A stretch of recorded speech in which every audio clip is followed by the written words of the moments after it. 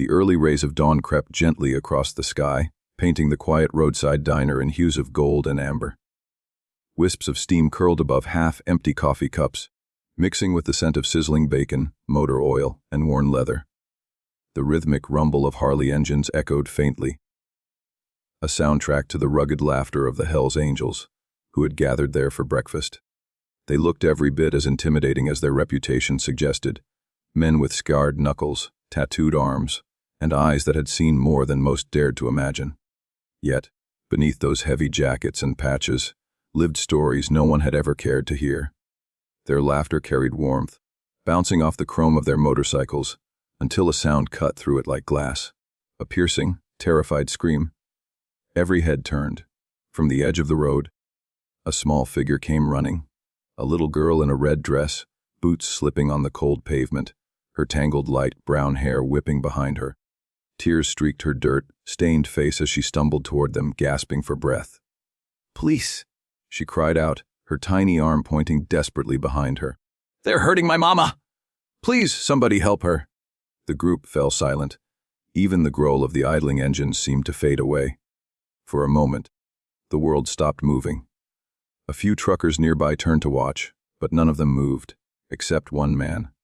And if you believe that kindness still exists in this world, if you believe that heroes can rise from the most unexpected places, then don't forget to like, comment, share, and subscribe to Heart-Touching Stories, because what happened next will remind you that compassion never dies. The man who stepped forward was Mason Cole, a tall, broad-shouldered biker in his late 30s. The red and white patch of the Hells Angels stretched across the back of his jacket. Mason had seen things, bar fights, betrayals, bloodshed, but never a sight as raw and heartbreaking as this child before him. He dropped to one knee, his deep voice softening as he steadied her trembling hands. Hey, it's okay. Where's your mama, sweetheart?" Through choked sobs, the little girl pointed again toward a cluster of run-down trailers hidden between the trees. "They're beating her," she whimpered. Please help her." Mason's jaw tightened. Without a single word, he stood up straight and barked, "Tank, Ryder, with me." In seconds, 3 engines roared to life. Tires screeched, dust exploded from beneath them, and the bikers thundered down the narrow road. The sound of vengeance and mercy rolled into one. Back at the diner, one of the bikers carefully wrapped his jacket around the shivering child, guiding her to a seat by the window.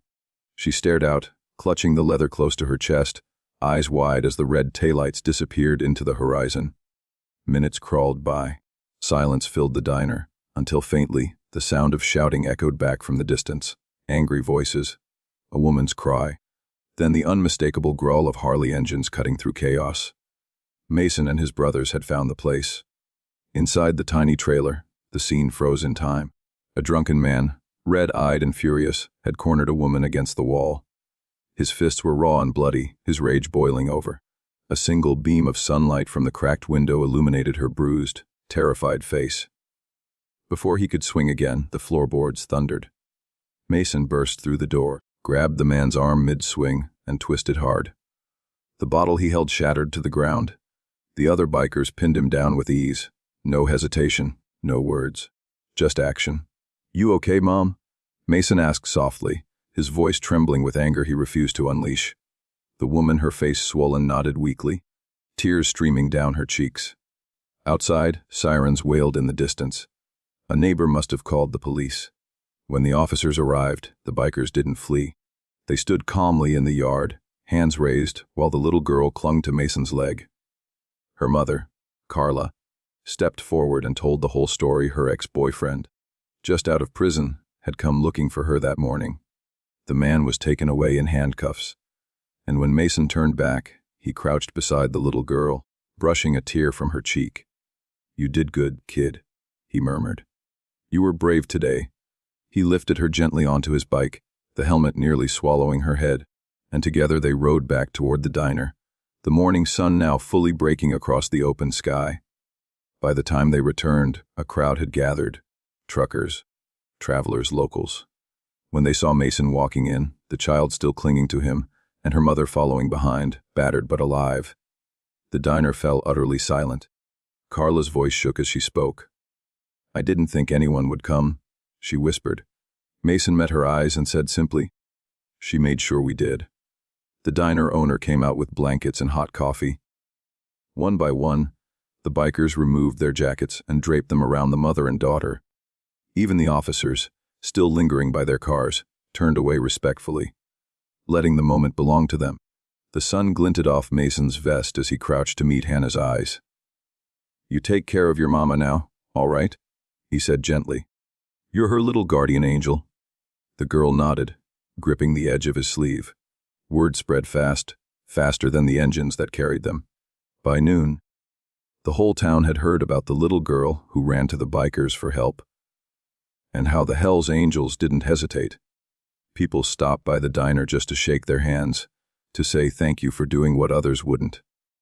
When asked why they did it, Mason just shrugged and said, "You don't ignore a cry like that. Doesn't matter what patch you wear. Some things are just human." A week's passed. Carla and Hannah started rebuilding their lives. The townsfolk rallied together. Furniture, groceries, a small apartment, and hope. And every Sunday, a line of motorcycles parked outside their home. The bikers would visit, share a cup of coffee, bring food, or simply sit and listen to the sound of Hannah's laughter echoing again. Months later, when spring returned and the frost had melted, Hannah ran up to Mason with a piece of paper in her tiny hands. A crayon drawing of motorcycles, a little girl in red, and a man kneeling beside her. "This is us," she said proudly. Mason stared at it for a long moment, his throat tight. Then he carefully folded it and slipped it inside his vest pocket. "That's coming with me wherever I ride," he said softly. If this story touched your heart, please take a moment to like, share, and subscribe to Heart-Touching Stories. Because sometimes, the roughest hands hold the gentlest hearts. And even the toughest souls can carry the purest kindness. And before you go, tell us in the comments. What would you have done if you were one of those bikers?